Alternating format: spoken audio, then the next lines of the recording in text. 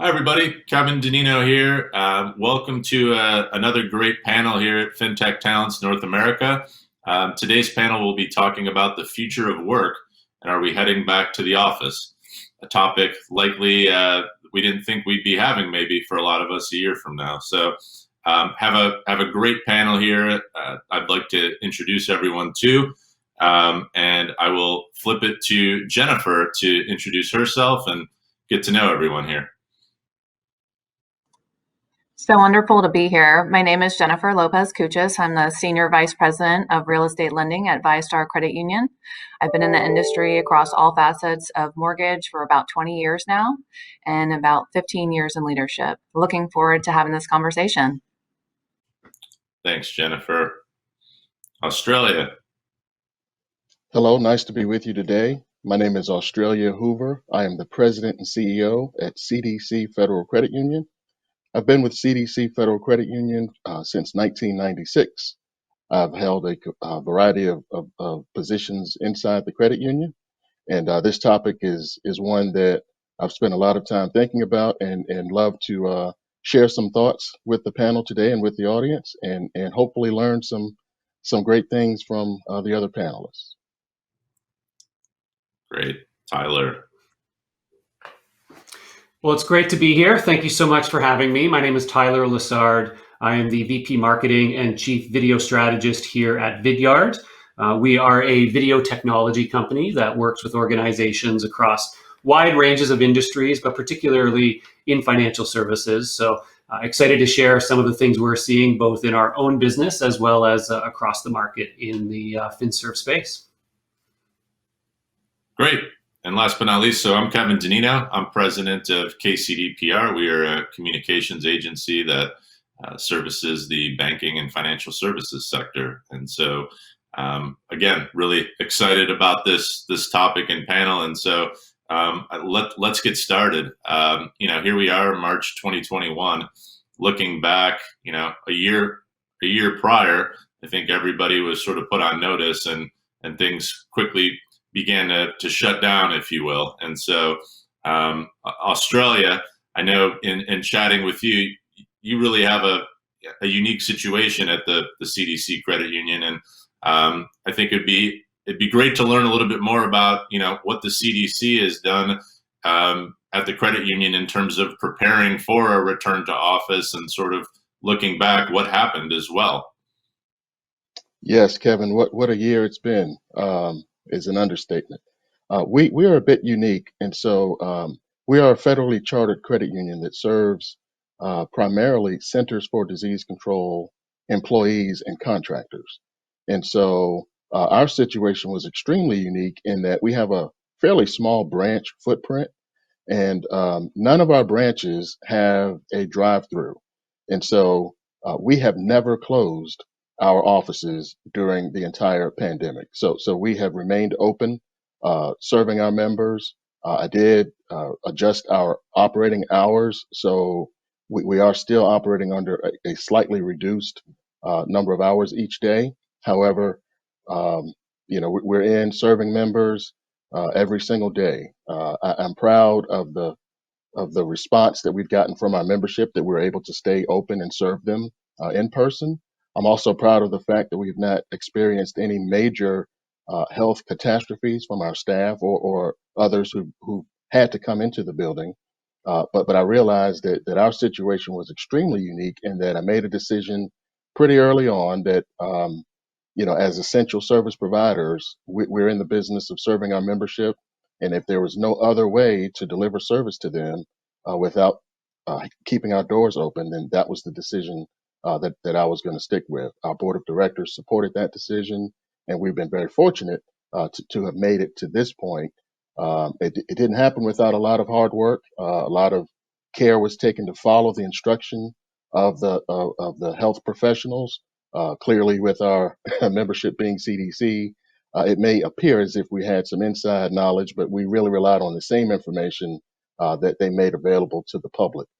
So with that being said, I mean, at this point, I'm actually building a branch that has ATM and drive-through capabilities, so that if by chance another pandemic or anything to this scale happens again, we would have additional options for service. Jennifer, how have things evolved at ViStar when it comes to sort of looking back a year from now? Well, it's definitely been a little bit different than Australia, although it's definitely interesting to hear all the differences across, the different footprints and, with the peers. We definitely had a different stance. So originally, when the pandemic hit, we had a lot of employees that, communicated and voiced concerns over their health and safety and the safety of their children, maybe families that they cared for. Some that were definitely, had some immune concerns that, they would be more at risk. So we had decided that we wanted to pivot fast and partner with our IT departments and get as many of our employees remote as possible. We felt like if we kind of removed that concern of having to come in the office every day, that would remove a stress and really allow them to be able to take care of our membership without that concern. We felt like they couldn't really focus on what they do best, which is taking care of the members. So obviously, just like anybody, we had, jobs and roles and lines of business that aren't able to be fully remote. So we did still have a lot of employees that had to come in the office, but we tried to say, what are the employees that can work remote and can work remote efficiently and still serve our membership? And then what can we do for those employees that come in? Can we do some shift work? Can we do lower capacity to make sure that those that were coming in the office were social distance and were protected because they did have to come into the office? So that's something that we definitely pivoted fast and were able to do for the team. And I think that overall, there was a lot of satisfaction from our employees and feeling like they were really taken care of. Our members understood.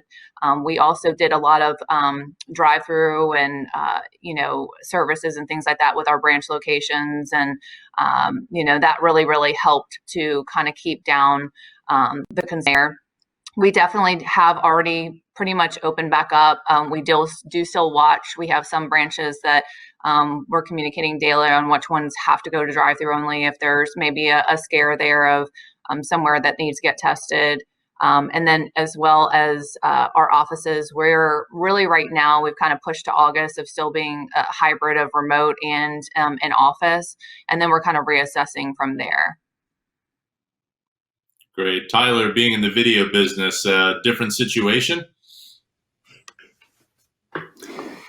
Yeah, it's been interesting within our market, and coming at it from the perspective of a business-to-business technology company, we were able to very quickly move to a distributed remote-first environment for our business. And we had the luxury of being able to do that across the company. We shut our doors, and we haven't been back in for the full year since then. It's been an interesting transition, certainly for us as well, though. And thinking about how we reinvent some of the ways in which we communicate, we collaborate, and the culture within the business. I've been thinking about it as the 3 C's of transformation in our company as we move to this fully distributed workforce. And one of the things as well that we've done is turn our space into what we now frame as our collaboration center, which is the option then for individuals or teams that do need the ability to collaborate, that we've reconfigured the space and the environment to enable them to do so in, of course, safe ways. And that's our plan going forward.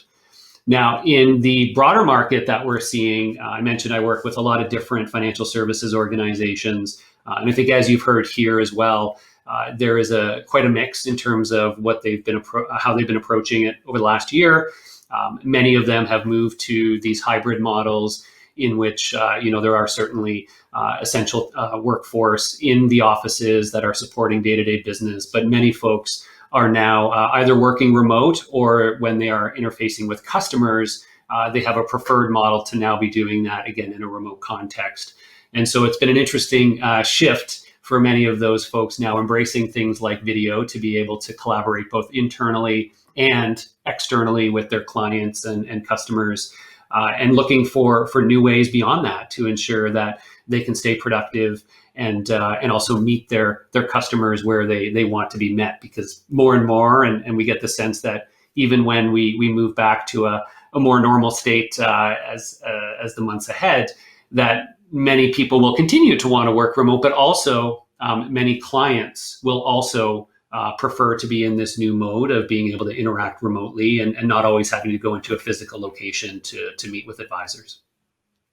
I think I agree completely with you there, Tyler. I'm seeing the same thing in our business too.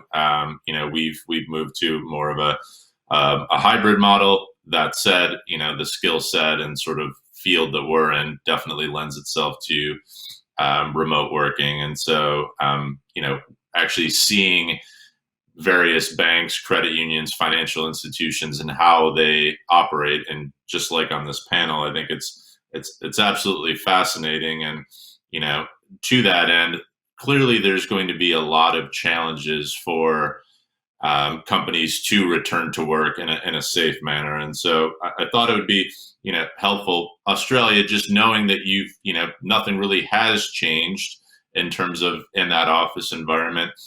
What have been some of the key challenges as you look back, but also in going forward and sort of maintaining this model, but also knowing that sort of the world around us is likely changing as well? Yeah, that's a great question. And I think for us, even though our doors remained open throughout the entire pandemic, um, what came to mind for me was that there's still very practical problems and challenges that our associates and members still face. Uh, First of all, you think about what it looks like in the homes of individuals who uh, are working from home. Here in Georgia, there's still many school systems that are on partial in-person instruction, and the other instruction is still occurring in the home. And so when we look at, shared spaces, access to high-speed internet, just the infrastructure inside the homes of individuals who are asked to, be an employee, be a parent, be a part-time teacher, those are real practical problems that I think still exist in the wake of this. Additionally, I think there's also the challenges of I can only imagine if we had people work from home and trying to bring them back into the office, what would be those practical concerns that those individuals would have? And I can see that simply because, they're spouses of some of my employees that are dealing with some of these same issues. So there's some real human, practical issues that have to be addressed. And as employers, I think it's important for us to really recognize those and give service to those concerns. I'm personally proud of the positive outcomes that we've seen across the entire industry. I mean, I'm amazed at how quickly companies have pivoted, have been able to deploy new technologies, have been able to overcome the concerns about security and data protection in very secure environments. I mean, somehow we've come together and we've made it work. And so those things are really impressive. And I'm very optimistic about what the future holds if we're able to face a major obstacle like COVID-19 and respond in this way. I think that energy can really be channeled into new and exciting opportunities to deliver even better service and more efficient ways in the future. Jennifer, what are you seeing at ViStar in terms of challenges that have come up from, that presented to us from COVID? I mean, I definitely see some of the same challenges. I think that always mental health is a concern. I think that there are some that really thrive on, personal connection and interaction. I think that there's also some leaders that have never led before from a virtual environment. And are they giving their teams, really the support and, especially support done during the unprecedented time that they need. So those are things that we're really trying to get resources to them and training and make sure that they're armed with all the tools that they need to be good leaders and be supportive of our employees and in turn our membership as well. I think that there's definitely, just as Australia spoke to, some challenges with making sure that everybody has internet. I mean, there's some that, live in small quarters and small spaces, and they may be sharing with, three, members of their family. They might be, school. They might be, have a spouse that's there that is fully remote. I know a lot of organizations have already called it through the end of the year. And it does present its own set of challenges, being around your family and not having that space a lot. I know sometimes people need a break. So I think there's a little bit. We are lucky in that we have a hybrid model where they can come into the office and they get that mixture, so they can still be there to support their family through school, which has been a big challenge for a lot of our employees, and being there to support them is hard for their children to pivot to a virtual environment. And then they have the ability to come in, get away, and also have access.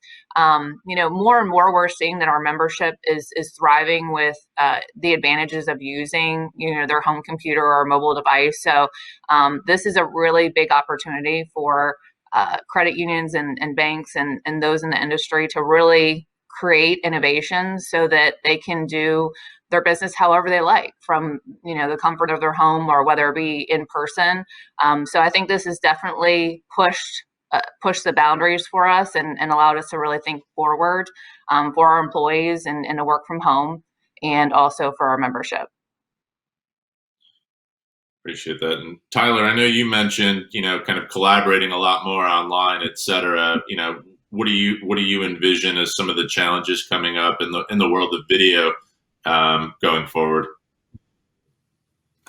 Well, I think a lot of what we see in the world of video just ties back to both the challenges and the opportunities with communication and collaboration and relationship management, both internally within the organization as well as externally with members and clients and customers. And to really reinforce and echo some of the points that both Jennifer and Australia made, I really do believe that this is an opportunity for all of us to take a bit of a refreshed approach to thinking about how does business move forward from here.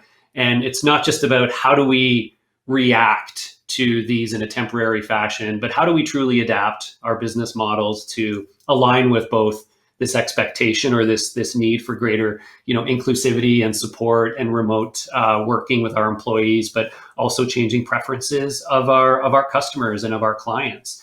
I love the example that Australia gave of building new brick and mortar with drive-through as a part of it. And as a consumer of financial services, I think that's a terrific thing because while they may be doing it thinking about to mitigate the risk of a future pandemic, as a consumer, I love the idea of drive-through banking. If I don't have to go into a physical location and get out of my car and do these things, it can actually be of a greater convenience. I'm not saying everything should shift towards that, but we've actually seen a lot of these experiences emerge over the last year that are becoming more and more aligned with the next generation of consumers and buyers, to simplify things, to make it a little bit more on demand, and to allow them to interact virtually. So it's really interesting to look at it through that lens. And if you think about the opportunity with video, more and more over the course of the pandemic, we've seen advisors and brokers and other folks within financial services move to a video first model for interacting with their clients. And it's both the idea of having a video call instead of meeting up face to face at the institution, and or it's recording and sending custom videos to walk them through something, to explain an idea, to introduce themselves.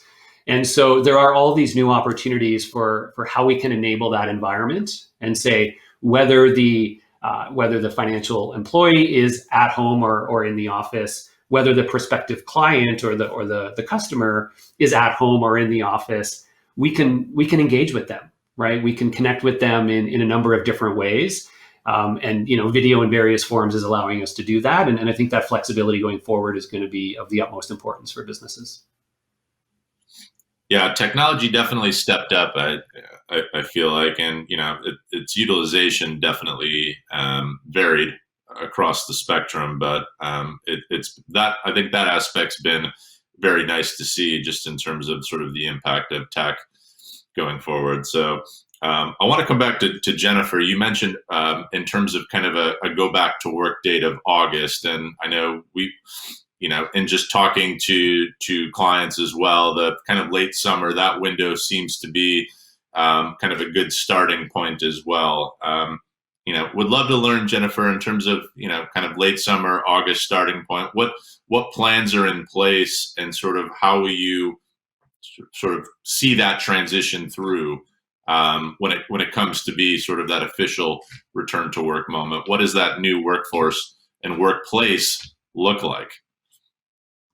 Sure. Well, we've already done a lot of the planning for those that are in the office. We're following the CDC guidelines. We have spacing mapped out in all the elevators, so everybody kind of stays socially distanced there.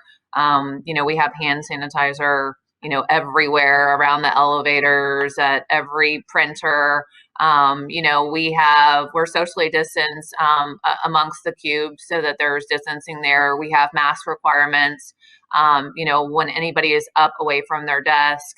And we really try to limit external clients coming in the office. So those are some of the things that we're doing now. Again, we have some capacity constraints as far as who is in office. If they really don't need to be in the office, we really don't want to. We are going to look at more of a hybrid model. We're looking at kind of all the lines of business and saying, okay, who is highly functional, who's highly technical, what are their job responsibilities really consist of, who's mostly sales and frontline, and then saying, okay, how can we work this model? So maybe this role could only work from the office 1 day a week. Maybe this role is 3 days a week. And so having that where there is some kind of desk share and not everybody is full capacity at all times. And we think that is something that the employees are really enjoying. There has been some that really feel like they're productive, they're saving gas mileage, they're saving money, and it allows them to, get and spend more time as, make family dinners and do those things and get to practice of things like that, because they don't have to sit in traffic at the end of the day. So, we want to really have a nice work-life balance. And so we are really trying to listen, but make sure that it doesn't impact our business. So we will still follow all the CDC guidelines, and we will still, have the distancing and all the protocol there. We are really taking it a step at a time. So every time we have moved back the full return to work date a few times. So what we do is we kind of reassess and see where everyone's at in August. But we have never closed. We just are kind of, how do we want to come back? When do we want to make a full move? We're about 25% capacity right now. But in some areas there's more, just depending upon who is essential and who is not. Great.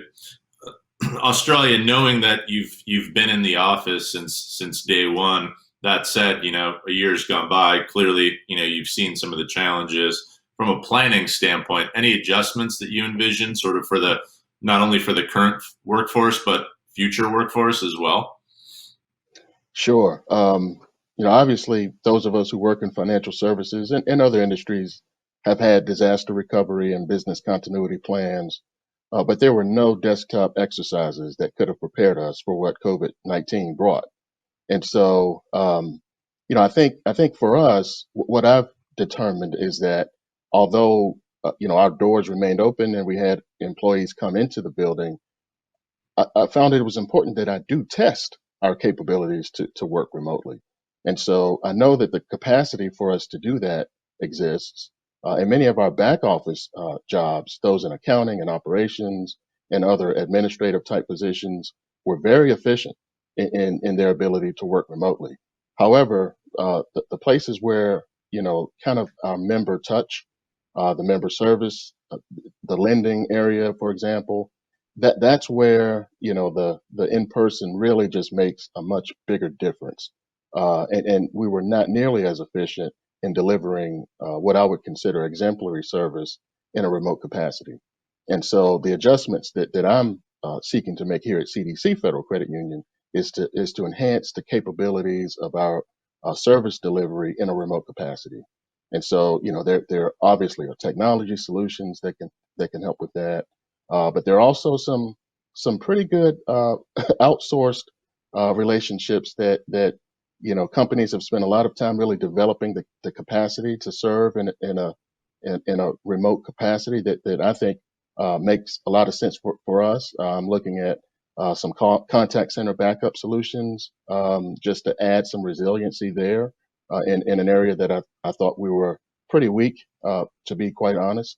And there's some things that I think, just looking at the business from how can we ensure that the service delivery is as good in person as it would be in a remote capacity. So those are kind of the adjustments that I'm looking at making over the next several months here at CDC Federal Credit Union.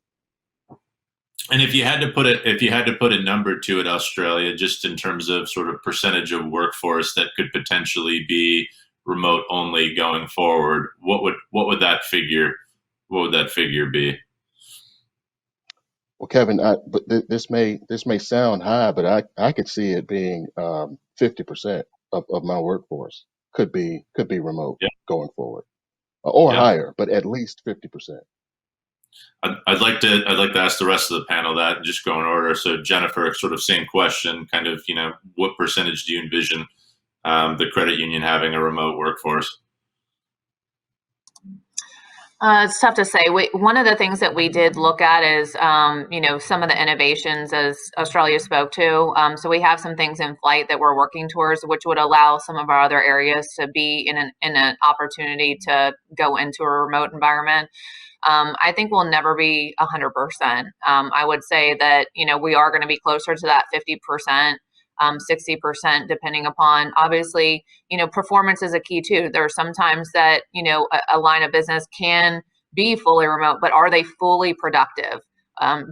Do they have the ability to work in that environment? So, I think that there's a lot of things that go into it, but I would say probably you're looking at 50 to 60%, dependent upon productivity and staying close and member experience, which is the most important thing. But we were definitely excited because there's a lot of future innovations that we're in flight with and that we're piloting, and so I think that will definitely have an impact on those percentages in the future. Great. Tyler, what are you imagining sort of going forward as well? Fully virtual, partially? Yeah, we have the luxury of having an organization where we can be and have been up to 100% of employees remote. That said, we do absolutely expect to have a hybrid model where we will have our physical collaboration centers to enable those who do prefer to be in the office, as well as those who are working at home that may choose to be in the office 1, 2, 3 days a week as a way to maximize their productivity, to maximize collaboration, and so on. So I think our real mission is to ensure that everybody has the ability and capacity to be remote first, but also, again, the ability to be in a physical office, should that be their preference, or should there be the needs or opportunities to do that, periodically to support their role. Perfect. And yeah, clearly that's what we're seeing too, Tyler. Definitely more of a hybrid approach. And it's interesting to hear from both Australia and Jennifer. I think, if I asked you that same question, 2 months before COVID, I have a sneaky suspicion that percentage is a heck of a lot lower. And so, knowing that you're both considering, let's say upwards of a third or a half of a workforce that's virtual, we start to think about things like culture and recruitment and retention. And so with that in mind, Australia, what do you envision, knowing that, okay, if a third or even half of your workforce is virtual, how do you adjust the existing culture in place, and then also think of, from a recruitment standpoint, how to kind of combine people that might not be used to virtual or that really want to seek out a virtual environment to work in as well? Yeah, I think that's a very important point. And studies have shown that there is a difference in efficiency between an associate that was hired as a remote worker versus those who were transitioned into remote work. And so I think as organizations, we've got to be really cognizant of the fact that we've got to really have the mechanisms in place to serve individuals that work remotely. Think about the IT support that's required on behalf of the organization to ensure that the workforce can get the technical help that they need if they're working remotely. Um, I've got a fairly small IT support area, and they're able to really do a good job of supporting the infrastructure in house. But now, if you factor in, everyone's individual home office setup and the calls that come in about, that would come in to say, how do I support this or that? That's a real practical concern going forward. And so there might need to be some additional investments in IT just to be able to support that infrastructure. I think also, from a human side, it's important to recognize that employee engagement is going to be a very difficult and different concept in a fully remote capacity or a remote environment. Think about the orientation that most new employees get face to face. I mean, they're meeting with people, there's typically a meal involved, they're shaking hands, they're putting faces to names. How do we replicate that in a work from home environment? What does it mean to those associates to be an employee of a company that they've really never physically connected with? And so I think those are issues that I think companies are really going to have to come to grips with and find out ways to really get that employee engagement in a remote capacity, so that the corporate culture doesn't suffer just because of the need to be distanced from one another. As human beings, we still, as great as video is, it's slightly different, and the sense of connectivity and the sense of fellowship and being a part of a team can have its challenges if the company doesn't put enough resources into it. And I think Jennifer mentioned something early, which was management. There are individuals who just really haven't had the expectation to manage in a remote environment. What about promotion opportunities?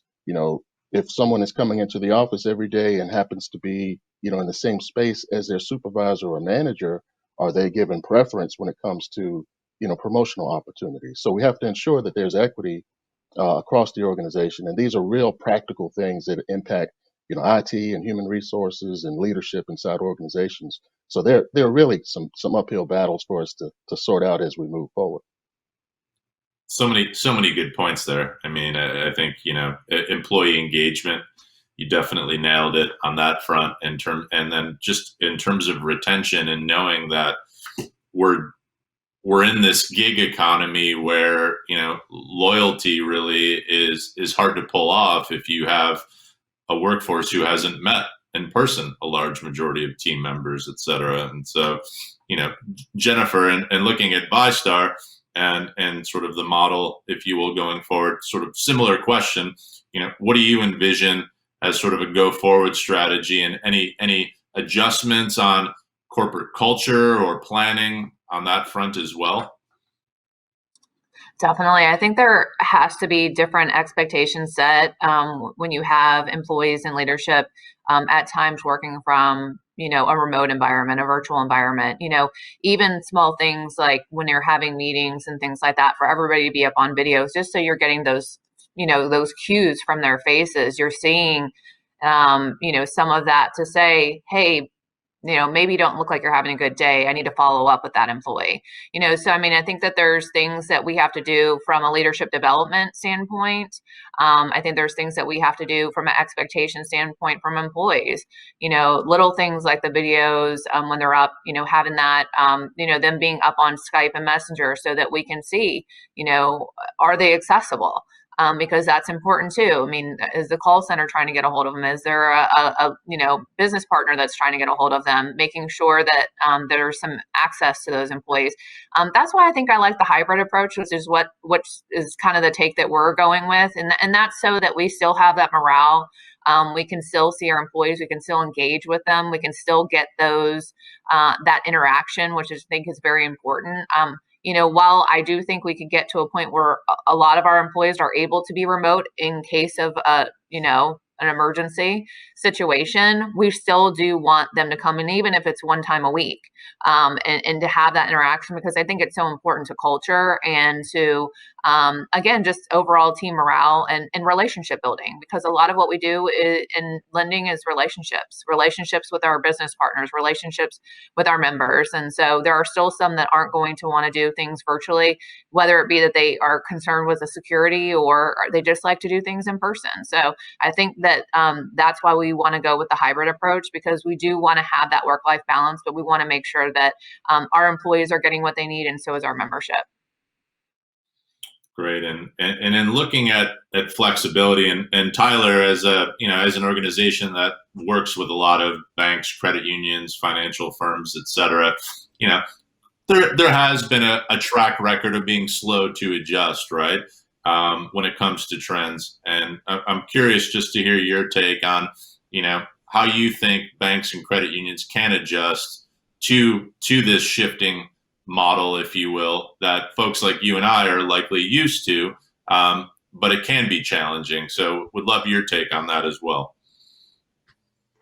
Well, it's been interesting to see over the last year how true the old adage is of, necessity is the mother of invention, because we've seen lots of different financial services organizations actually respond very quickly over the past year. And, Australia mentioned earlier how amazing it has been to see the role of technology and in many cases, again, how people have been able to adapt and react in what feels like record time.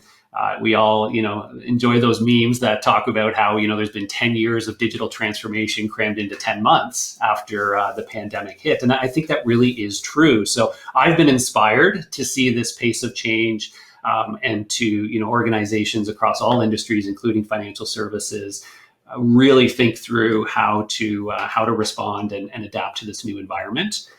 And I think one of the really important ideas, which is surfaced with both Jennifer and Australia, is this notion of, in this new world, having a sense for how we create equity and fairness and high morale and engagement across everybody in the organization. And I think a key way we have to do that going forward is thinking about the remote employee first, right? We all tend to come from a background where it's in office first, and then remote employees almost get a secondary experience. And I know I've been guilty of this as much as anyone. When we were an office first environment, you think about all those team meetings you would have, and the 10 people who are in the office would all get together in a meeting room. You'd all be joking around, and there'd be the 2 people on the Zoom call, who feel left out. They usually leave early and everybody jokes afterwards and has some fun together. But those remote employees, almost in many cases, have been, feeling like second-class citizens within many organizations. And I think going forward, we have to flip that, and we need to over-rotate on being remote first, even to the point of saying, when there is a team meeting, even if 80% or 90% of the people are physically in the office, maybe we should do it as a video call so that we are all equally present and that we're all on the same playing field. Other tangible examples here at Vidyard are internal and executive communications. We used to have our executives would address the entire company at our office in our town hall space, and have a great engaging updates on a weekly or monthly basis. And remote employees would be fed into a live stream where they could watch, but it was a very different experience for them. And of course, during the pandemic, we've now gone to sort of video first updates, whether it's sort of live sessions or even our executives each week will record and send around a video to the whole company, walking through, the performance, the updates, the key things they need to know. And now what's interesting is everybody is on that equal playing field and feeling like an inclusive part of the organization. And when we move back to some people being in the office, we're not going to change that, right? We're not going to go back to an in-office first update with people dialing in remote, right? Those updates are still going to be video first, so we can all share in a consistent experience. And I think that's something that we all just need to start to think more seriously about is, and even from an IT support perspective and others, again, I think it's such a great point of saying this is the new baseline, right? If we can't treat these remote employees at the same level of experience we can treat our in-office employees, then we've missed the boat. And that's, I think, where we just need to start getting to as a culture within organizations. Such a great point, and I think we've all, done this at any point in time, prior to the pandemic, in terms of, in many cases it's the remote person. In many cases, I don't want to say you forget about them, but in some cases you do, for those team meetings, team calls. It's very much, if they're not present, finding new ways to keep them present. And so I think final thoughts from Australia and Jennifer, just sort of knowing this influence that the gig economy's had, that remote work is likely here to stay in some capacity. What's your confidence level and sort of take in terms of how credit unions can really adjust to this model going forward? I would say Australia. that. I guess. Go ahead, Jennifer. Go I'm ahead. sorry.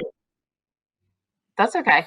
So I would say that credit unions can adjust really well. I think that we've shown in an unprecedented time that we can pivot. And, one thing with credit unions is we really definitely leverage each other. We support each other, throughout this, and we get ideas on what's working, what's not working. And we definitely information share. So, we pivoted fast, and we were even able to do a lot of our relief efforts, like our forbearances and things like that, from power forms. What normally would have been created in months happened in the matter of days for our membership. I think that it shows that, during tough times, that employees can really band together and make things happen. And I'm really been encouraged and excited to see how fast we've been able to move. I think we've even surprised ourselves on what we can do. I think there are no limits, and I think that we'll continue to see that. We're looking at digital closings right now. We're looking at other ways that we can leverage. We're looking, to Tyler's point, how can we make sure that we're engaging our employees during town halls, moving to a virtual, and then doing things like Slido so we can still have Q&A and interaction together.